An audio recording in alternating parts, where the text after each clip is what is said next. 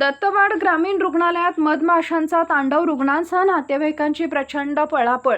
पाण्याच्या टाकीवरील पोळे उठल्याने अनर्थ, ग्रामपंचायत प्रशासनाकडे पोळे हटवण्याची मागणी. दत्तवाड येथील ग्रामीण रुग्णालय परिसरात अचानक मधमाशांच्या थव्यानं हल्ला चढवल्यानं एकच गोंधळ उडाला. या हल्ल्यामुळे रुग्णालयात उपचारासाठी आलेले रुग्ण, त्यांचे नातेवाईक आणि कर्मचाऱ्यांनी जीव वाचवण्यासाठी मोठी धावपळ केली.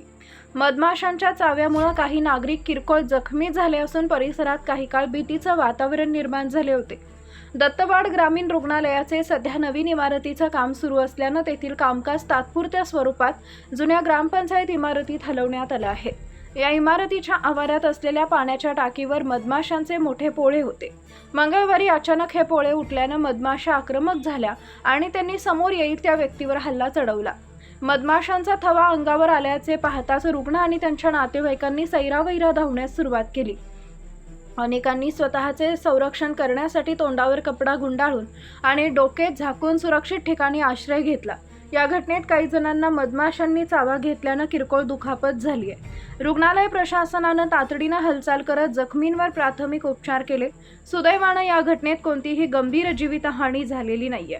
मिळालेल्या माहितीनुसार या परिसरात मधमाशांच्या हल्ल्याच्या घटना वारंवार घडत आहेत. रुग्णालय आणि शासकीय कार्यालयाच्या जवळच अशा प्रकारचे धोकादायक पोळे असणं नागरिकांच्या जीवावर बेतू शकतं.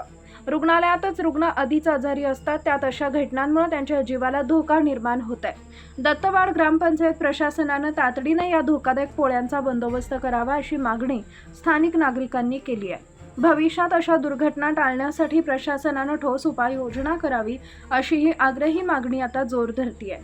आमच्या प्रतिनिधींचा पाहत रहा CK24 न्यूज.